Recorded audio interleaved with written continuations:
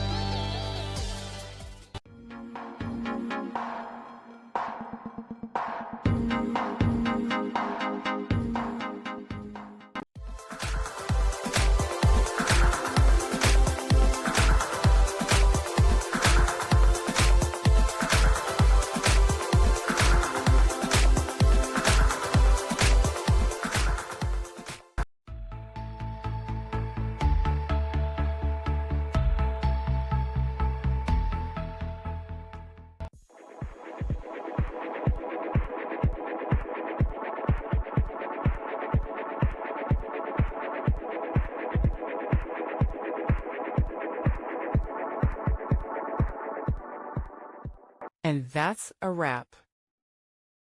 I hope you found the answer you were looking for. If you did, take a second to hit that subscribe button. It really helps out. And let me know in the comments which solution worked best for you. See you next time in the debug zone.